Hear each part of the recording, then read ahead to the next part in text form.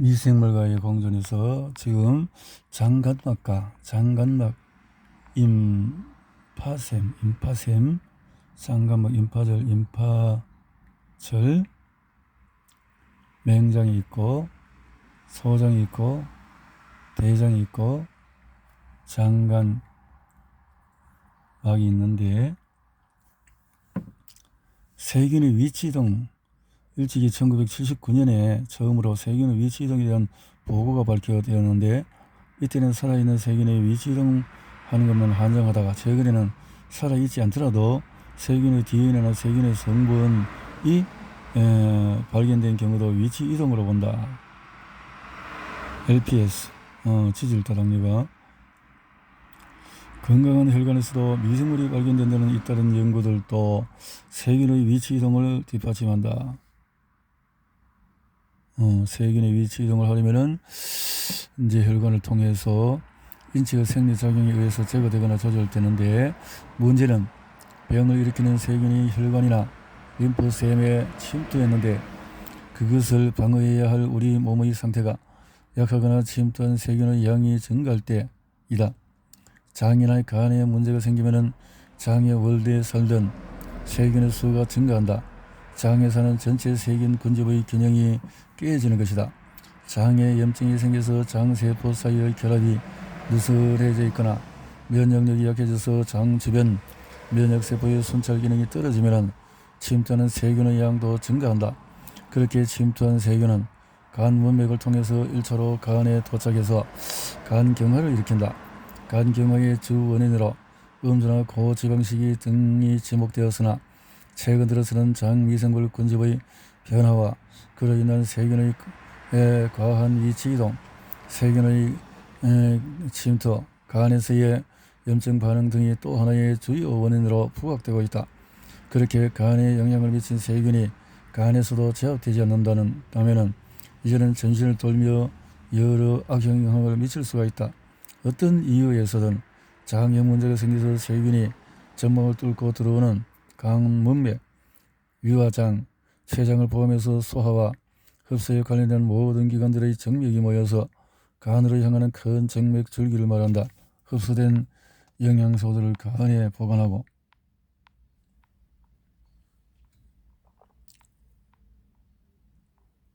세균, 진핵생물, 고세균,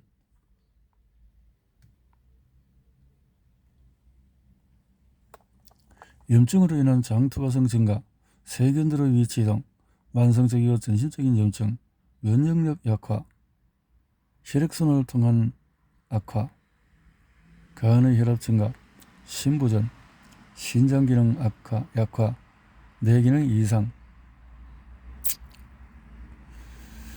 아토피 같은 질환의 경우 현재로서는 원인도 모르고 스테로이드 제외에는 마땅한 치료법도 없는데, 장의토성이 증가함에 따라서 세균의 위치 이동이나 생길 수 있다는 설명이 가능하게 된 것이다. 그러면 당연히 아토피나 전식 같은 질병에 대해서도 장 건강을 체크해보고 자연 친화적이고 신선한 음식을 잘 먹고 잘 살아가는 권고를 따라야 할 것이다. 피부에 살던 세균들도 전신적으로 위치 이동하며 문제를 일으킬 수 있다. 대표적인 예가 피부 상주기는 황색 포도상 구균이다. 2013년 한 동물 실험에서 피부에 황색 포도상 구균을 접종하자 혈관을 통하지 않고도 직접 림프샘이나 신장, 췌장 같은 심부기관까지 이동한 것이 관찰이 되었다. 지의 피부에 있던 세균들이 불과 2~3분 사이에 림프샘에 도착하고 1시간 이내에 간과 비장까지 도착하기도 한다. 화상으로 피부가 벗겨지기라도 하면 세균의 위치 이동은 훨씬 더 많이 일어난다. 화상으로 숨진 사람은 75%가 폐혈증과 같은 세균 감염과 연관이 되어 있다. 피부 세균이 폐나 간, 또 소화관을 침범한 것이다. 입속 미생물도 위치 이동을 한다. 심장에 넣은 가능관 카테터, 인공 고관절 임플란트. 우리 몸에서 바이오 필름이 자주 생기는 곳은 우리 몸에도 바이오 필름이 생긴다. 가장 오랫동안에 그리고 가장 자주 생기는 곳은 입속이다. 또 우리 몸에 들어가는 인공물이 늘고 있는데 그 주위에도 바이오 필름이 생긴다. 낮은 세포 밀도, 높은 세포 밀도, 집단 생동. 세균의 수가 적으면 개별적으로 행동하다가 수가 많아지면 신호를 주고받으며 집단 행동을 한다. 세균들이 신호를 주고받는 것은 거름 센싱이라고 불렸다. 거름이란 의사결정에 필요한 정적수라는 뜻으로, 거름 센싱은 세균들이 함께 행동하는 데 필요한 정적수가 찼음을 감지하고 공동행동에 나선다는 겁니다. 거름 센싱은 비브리오 피셔리의 경우처럼 같은 종 사이에서만 일어나는 것은 아니다.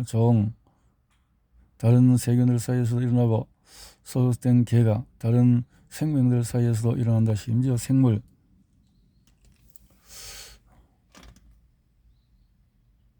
해초도 신호 교환을 통해서 공생관계를 유지한다. 거름 센싱을 통해 거름, 개별 행동과 집단 행동이 있는데,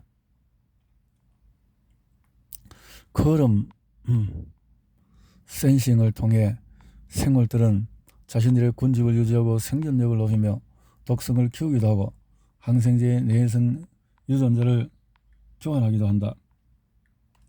우리 몸의 다양한 세균들이 서로 간 신호를 주고받으며 군집을 유지한다. AI2라는 분자가 세균들 모두가 두루 사용하는 전도할 물질로 알려져 있다. 이 분자는 우리 장에 사는 수많은 미생물들이 서로 신호를 주고받으며 균형을 유지하도록 돕고, 항생제 투여 후에 몰살당한 항생제 투여 후에 몰살당한 장 미생물이 복원되는 데에도 쓰인다.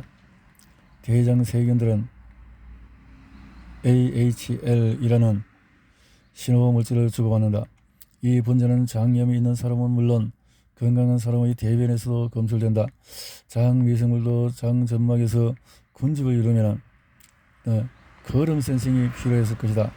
충치를 만드는 세균인 무탄스는 잇몸 질환을 일으키는 악티노마이세럼 코미탄스라는 세균과 신호를 주고받으면서 증식이 활발하게 일어나도록 활성화한다.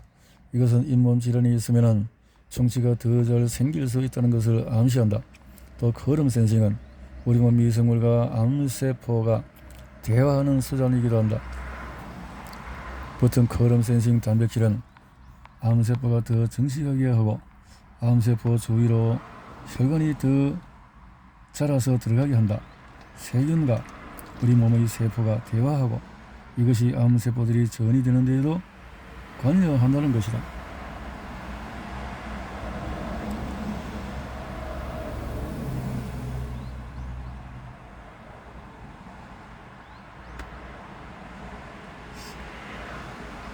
RNA 이야기도 있고,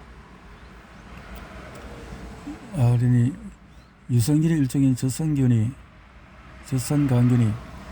압도적으로 많아서 90% 이상을 위치하는 것이 대부분이고, 그 중에서 유독 4종의 유산균이 많이 살아간다. 인체의 다른 것과 달리 지일에서는 유산균의 독재를 평화가 이루어지는 것이다.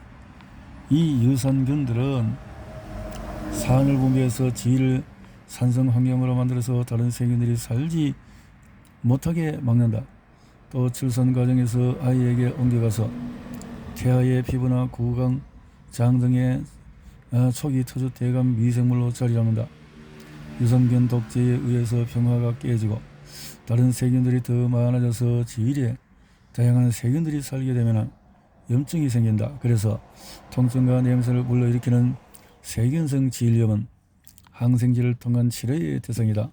질염을 예방하기 위해서 세정제를 사용할 때는 주의해야 한다. 특히 베타딘에 포함된 세정제를 자주 쓰는 것은 피하는 것이 좋은데, 세정과 함께 상주 미생물인 유산균까지 죽여서 오히려 질염의 위험을 높일 수 있기 때문이다. 베타딘의 성분은 실은 포비돈 요오드라는 소독제이다. 흔히 빨간 약이라고 부르는 것인데, 피부에 감염이 되었을 때 수술 전에 절개 부위를 소독하는 데 주로 쓰여서 치과에서 구강 소독제로 많이 쓰는 헥사메딘 성분면 클로로 헥시딘과도 쓰임과 효능이 비슷하다. 소독제인의 헥사메딘을 불필요하게 쓰면 입안 상주 미생물의 균형을 깨뜨리듯이 포비든 요오드를 질에 자주 쓰면 질에 상주하는 미생물의 균형을 깨뜨린다. 태반에도 미생물이 산다. PAFP 유형. 태반이란 말 그대로 태아가 사는 반석으로 태아의 산물을 연결해서 태아의 생명 유지와 성장에 필요한 영양을 공급한다. 오랫동안 태반은 무균 공간으로 알려져 왔다. 거기에 세균이 있다면 자궁에도 있다는 것이고 당연히 그 안에 살고 있는 태아에도 세균이 산다는 것이다. 세균이 하면은 감염을 떠올리던 시대에 이것을 상상하기도 힘든 일이었을 것이다.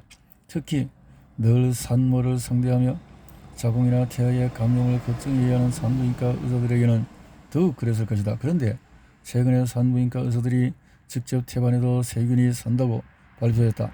임신한 여성 320명의 태반에서 시러를 채취해서 미생물 검사한 결과 건강한 산모의 태반에서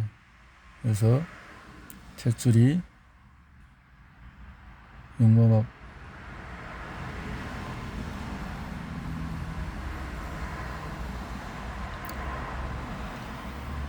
태반에 닮아 건강을 부르는 최적의 식단. 미생물의 세 가지 영역은 우리가 미생물이라고 부르는 유기체는 박테리아, 고세균, 진핵생물 세 가지 영역으로 나눌 수 있습니다. 이러한 영역들은 근본적으로 서로 많은 차이가 납니다. 심지어는 사람과 오징어, 사람과 소나무의 차이보다도 더 많은 생물학적인 차이를 나타내지요. 미생물의 첫 번째 영역인 박테리아는 우리가 일반적으로 미생물 또는 병원균이라고 부르는 것들입니다. 이들은 핵이 없는 단세포 유기체이지만 원시 생명체라고 할 수는 없습니다. 움직이며 먹기도 하고 오물 제거와 적에 대한 방어 능력을 갖추고 있으며 놀라운 효율로 증식할 수도 있기 때문입니다. 미생물의 두 번째 영역인 고세균은 현미경으로 박테리아와 매우 유사한 단세포 유기체로 보이지만 살아가는 데 특성을 지니고 건강한 폐에는 방성균, 의강균, 후벽균, 천식 환자의 폐에는 연쇄상 구균도 있다. 만성 폐쇄성 폐질환 환자의 폐에는 연쇄상 구균과 포도상 구균이 증가한다. 포도상 구균, 낭종성 섬유증 환자의 폐에는 미생물 분포가 미생물 유입, 미생물 제거, 재채기 선모운동 면역세포, 폐에서 미생물 성장 조건이 미생물 그래서 건강한 폐에는 즉시 의관균이 이렇게 중간에 많고 그리고 또 후벽균이 이렇게 특히 많은 중에서 근데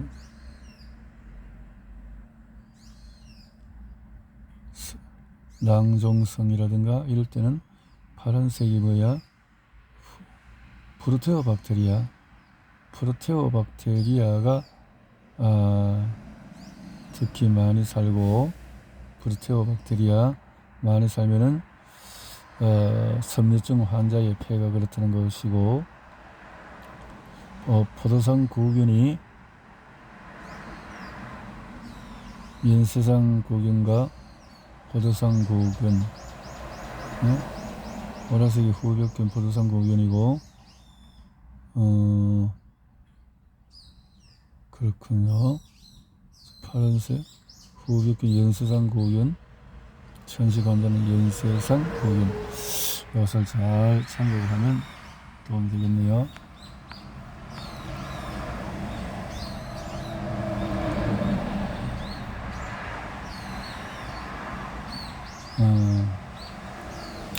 입에서 폐로.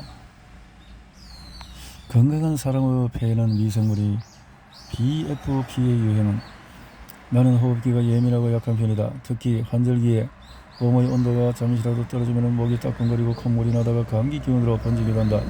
더욱 심해지면 폐에까지 문제가 생길 것이다. 그래서 여름이라도 지하철을 타거나 카페에 들어가기 전에는 꼭 긴 팔, 겉옷을 챙기고 좋아하는 아이스 아메리카노도 몸의 온도를 부어가면서 마시며 산 정상에 올라가면 바로 보온용 옷을 한 겹 더 입는다. 몸의 온도가 떨어지면 생명활동이 왕성하게 일어나지 못하고 그만큼 면역력이 떨어질 것이다. 최근까지 심지어 의학 교과서에서도 건강한 사람의 폐에는 세균이 살지 못한다고 설명했다.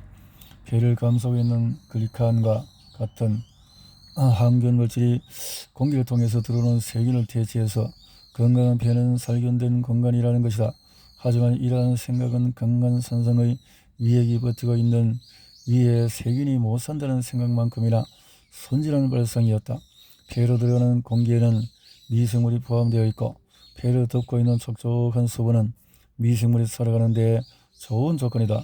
또 피부나 구강처럼 인위적으로 세균을 제거하기가 어려워서 폐는 그 어디보다도 세균이 살기 좋은 공간일 수가 있다. 물론 폐로 들어오는 좋은 세균은 폐나 기관지 표면을 뒤덮고 있는 작은 솜털에 의해 끊임없이 쏠려나가고 재채기나 가리에 의해서 격하게 제거되기도 한다. 폐로 들어갔다고 해도 폐를 보호하고 있는 면역세포들의 경계에 부딪힌다. 한마디로 말하면 폐는 세균이 살기 어려운 곳이 아니라 끊임없이 침투하는 세균과 이를 방어하고 격퇴하려는 인체의 상호작용이 다이나믹하게 이루어지는 공간이다. 그래서 폐의 세균은 딱 고정되어 있기보다는 이 성부의 결과로 끊임없이 변화하고 인체의 방어력이 약해지면 폐렴과 같은 질병으로 향한다. 폐 역시 미생물학으로 보자면 패러다임의 전환이 일어나는 것이다. 폐에 상주근들이 있고 코와 코 주위에 사는 세균의 모습은 건강한 사람의 코나 코 곁구리에 상주하는 세균의 모습은 피부 새 미생물과 비슷하다. 내 코의 세균 검사가 보여주듯이 피부에 사는 포도산 구균과 프로피오니 박테리움, 코리네 박테리움이 가장 많이 산다. 종 수준에서 보자면 주로 항색 포도산 구균과 표피 포도산 구균 그리고 여드름균 이런 균들이 있고 또 세균 군집에서도 변화가 생긴다. 수백 종에 달하는 세균들이 증식하고 그 중에서 건강한 사람에게 특히 많아지는 종은 공기를 싫어하는 현기성 세균들이었고 그 가운데 항색 포도산 구균이 많았다.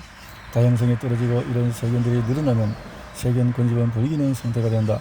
그러면 코 안쪽이 붓고 콧물이 나오고 코가 막히고 고름이 생기는 비염이나 코결굴염이 생기는 것이다. 코결곁염은 고름이 쌓인다고 해서 축농증이라고 한다. 축농증이 쌓인다.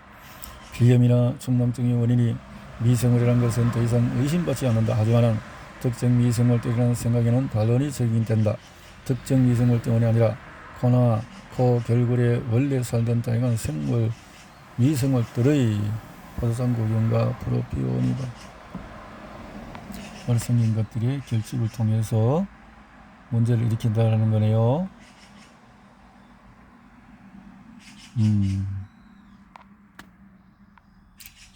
자, 이런 책들이 우리 아이의 면역력을 키우는 미생물 프로젝트에서 더 어려워도 괜찮아. 이런 책들이 많이 나오고 있다. 자, 코 주위 뼈에 비어있는 동굴이 있는데 이런 데서 미생물들이 살겠다라는 거죠. 인간 장 미생물 분포로 봤을 때 나이에 따라서 증가하는 것들이 무엇이 있고 영양 정도에 따라서 항생제, 세균의 양은 프로바이오티라 그러니까 수정학적인 위치,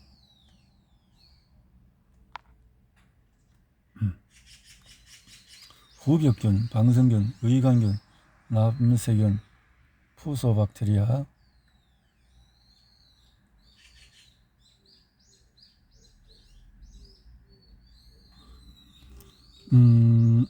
건강한 상태, 잇몸 질환, 잇몸 주머니, 잇몸 주머니, 세균수가 적고 종류는 다양하다. 잇몸 주머니에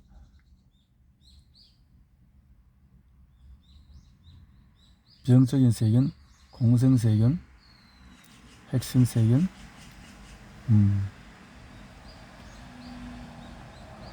손톱 바탕질, 손톱뼈 지방. 그래서 잇몸에 염증이 생기면 그 염증이 잇몸에만 머물지 않고 안쪽까지 뚫고 들어가서 얼굴 아래 부위 전체가 둥둥 붓는 경우가 흔한 것도 이 때문이다. 그래서 치과에서나 위생사들이 아무리 강조해도 지나치지 않다고 생각하는 공간이 바로 이 잇몸 주머니이다. 치과에서 자주 포켓이라는 말을 사용하는데 잇몸 주머니, 모서리, 치과와 다른 또 손톱 같은 데서도 임플란트 주위에 미생활은 당연히 임플란트 주위에도 세균이 산다. 그래서 임플란트 시술한 후 관리를 잘하지 않으면 입안에 염증을 일으키고, 그래서 특별을 녹여서 임플란트를 다시 뽑아야 하는 원인이 되기도 한다. 임플란트 주위에 사는 세균은 자기 치아에 사는 것 같은 종류도 있지만 다른 종류도 있다. 또 임플란트 상태가 좋더라도 잇몸 질환과 관련된 세균들이 더 많이 분포한다. 게다가 담배를 피우면 임플란트 주위에 잇몸 질환을 일으키는 세균이 더 많아진다. 특히 임플란트 사용 기간이 늘어날수록 구강 세균 중에서 가장 주의해야 할 진지발리스가 더 많이 발견된다. 8년 이상 된 임플란트 위에서 60.2%의 주위에 점막 염증이 나타나고, 점막을 넘어서 임플란트 주위에 치주골이 녹아내린 경우도 있다. 임플란트 주위는 약하기 때문이다. 원래 세균이 살고 있고, 또한 자기 치아에 비해서 임플란트 주위에 그래서 신경을 써야 한다. 그럼 음성과 그럼 양성, 네덜란드 미생물학자가 이렇게 했듯이 잇몸 주위에 사는 세균들의 특성은 잇몸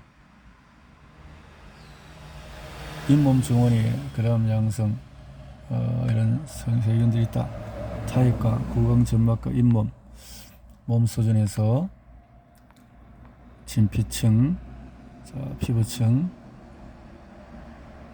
구강 점막이 다양하게 잇몸 주머니가 있고,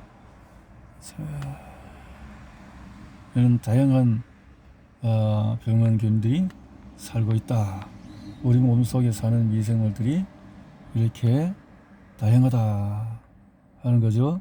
이런 것이 들어갔을 때 어떤 성질을 갖고, 참 이게 녹농결핵과 난치성 감염이라든가 이런 것들이 그래서 유익균으로 단장이 되어지도록 그렇게 생태를 좋게 만들어 나가야 할 것이다 하는 거죠. 입속의 모유라든가 태반이라든가 질 속에서 모든 것을 공존하기 때문에 우리 몸속에서는 대표적인 세균들이 후비역균, 의강균, 방선균, 프로테오박테리아, 푸소박테리아 이렇게 있는데, 특징은 후비역균은 우리 몸에 가장 많이 살고 특히 장과 구간에 많다 했고, 의강균은 내장과 피부, 구강에 많다. 방선균은 피부에 많다. 곰팡이 비슷하게 여러 방향으로 가지를 뻗어서 방선이라 막는 역할을 하고, 프로테오박테리아는 혈관과 태반에서 발견이 된다. 그래서 푸소박테리아 주로 구강에서 서식하고 대장과 암과 조산에 관여한다. 그래서 인체 각 부위별 미생물 군집 유형을 보면, 자 이렇게 우리 몸을 구성하는 세균을 문 수준으로 살펴보면 두 개의 문이 이렇게 의강균, 이식 전, 이식 후 이렇게. 혈관은 우리 몸의 외부에서 내부를 가르는 경계이지만 위치가 그렇다는 것은 아니다. 혈관은 피부나 점막 안쪽에서 보호를 받고 있다. 때문에 외부 미생물이 쉽게 노출되지 않는다. 또한 혈관 스스로로 내피세포로 이루어지는 세포층으로 스스로를 보호한다. 그렇다고 혈관의 미생물에 노출되는 일이 없다는 것은 아니다. 오히려 생각보다 쉽게 노출이 된다. 혈관 속으로 내피 이렇게 혈관 속으로 있는데 그렇다는 거네요.